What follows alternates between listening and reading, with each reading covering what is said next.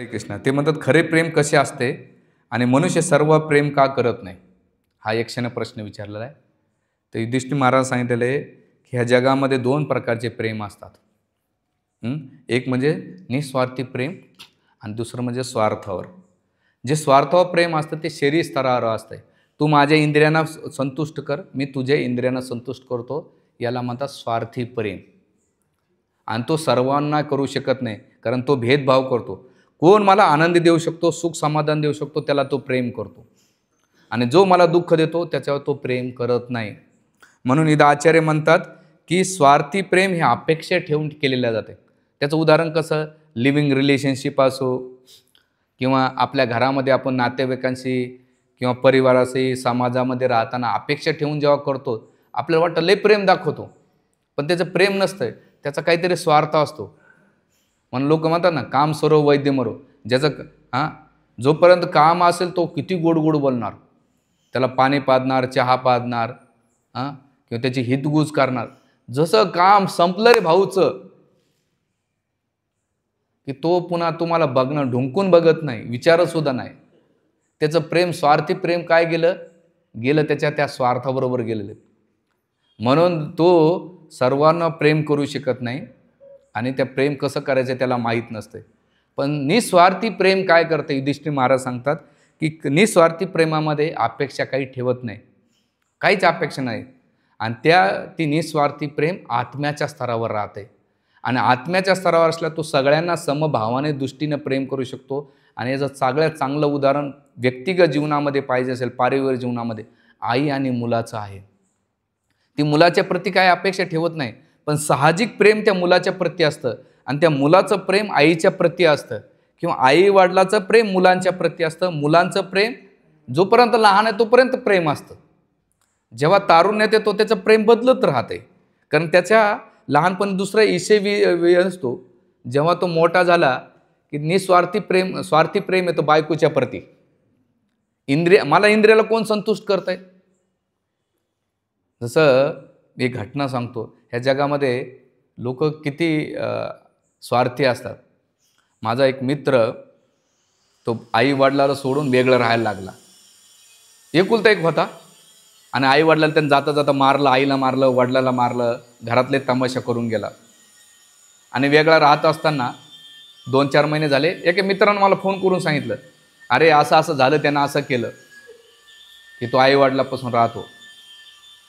आणि मग मी त्याच्या 2-3 दिवसांनी त्याला फोन केला, काय रे भाऊ काय झालं, तू असं का वागला काकाशी, मावशी आणि काकाशी. मला नाही रे, म्हाताऱ्यानं लय ताण दिला, बायकोशी भांडतात, माझ्याशी भांडतात, शेतात भांडतात, असं तसं भांडतात, घरात नाही का नेहमी कटकटी राहतात. म्हणलं तसं नाही रे, तुला माहीत आहे का, तुझा स्वार्थ आहे की तुला तुझ्या पत्नीपासून आणि पत्नीला तुझ्या पतीपासून इंद्रिय तृप्ती भेटती, आणि त्या इंद्रिय तृप्तीमध्ये आई वडील हे बाधा होत आहेत, म्हणून तू एका मिनिटात त्या आई वडिलाला सोडलंय. तुझं प्रेम नाही, तुझा स्वार्थ आहे. जेव्हा तुझं प्रेम असेल खरं माता पित्यांच्या प्रती, तर तू नाही का हे इंद्रिय तृप्तीला बाजूला ठेवून आपल्या माता पित्याच्या प्रती प्रेम करशील की मला नको एक गोष्ट, मला माझे आई बाबा पाहिजे.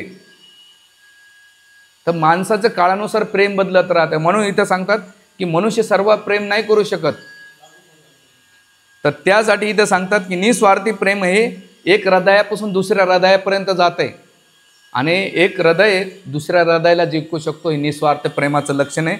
आणि दुसरं ते म्हणतात, ह्या जगामध्ये प्रेम असेल की भगवंत राधाकृष्णामध्ये खरं प्रेम आहे. भगवंताचं भक्ताच्या प्रती प्रेम आहे, आणि भक्ताचं भगवंताच्या प्रती प्रेम आहे, आणि संतांचं सगळ्या जीवांच्या प्रती प्रेम आहे. जसं तुकाराम महाराज घ्या, श्रील प्रभुपाद घ्या, ज्ञानेश्वर माऊली घ्या, नामदेव महाराज घ्या, यांना काय स्वार्थ आहे आपला, पण ते खरं प्रेम करतात की हे बघतात की या भौतिक जगामध्ये इंद्रियतृप्तीमध्ये फसलेले आहेत आणि हे जगामध्ये त्यांना दुःख भेटतंय. यांना खरं प्रेम भगवंताकडे घेऊन जाणं, याला खरं प्रेम म्हणतात. असं नका समजू की मला वस्तू कोणी दिल्या किंवा थोडी माझी काळजी घेतली, पण त्या प्रेमामुळे तुम्ही जन्ममृत्यूच्या चक्रातून वाचू शकता का? नाही वाचू शकणार ना. म्हणून वास्तविक प्रेम कोणी करणार असेल या जगामध्ये, ते संत आहेत, भगवंत आहेत.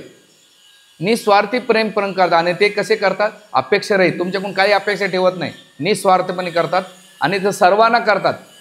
जसं एकदा नामदेव महाराज चपात्या बनवत होते, ते कुत्रं घेऊन चालले. अरे बिना ते तुपाचं काय चाललंय, मागं तुपाचा घडा घेऊन चालला की तूप लावून चपात्या खा. आपण काय म्हणू, दगड घेऊन पहिले त्या कुत्र्याला हाणू. आपलं प्रेमच नाही. अरे घरातलं एक वस्तूनं काही खाल्लं तर लोक भांडण करतात, वस्तू घेतली तर भांडण करतात. आपलं प्रेम आहे कुठं? आपण स्वार्थावर आणि इंद्रियावर जगत राहतो, म्हणून प्रेम नाही करू शकत. म्हणून युधिष्ठिर महाराज म्हणतात की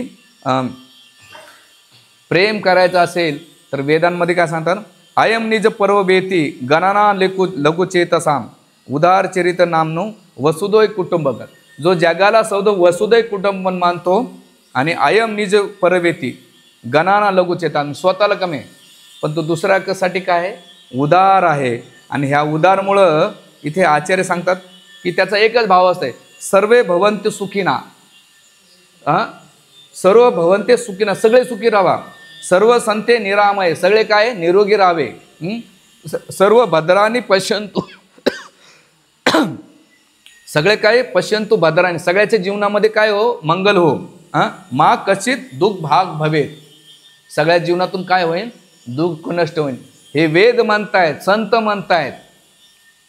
आणि असेच लोक ते सर्वांना प्रेम करू शकतात आणि अपेक्षारहित सहन करून क्षमा करून याला प्रेमाची व्याख्या युधिष्ठिर महाराज इथं वर्णन करतात. हे आपण समजू शकतो. हरे कृष्णा.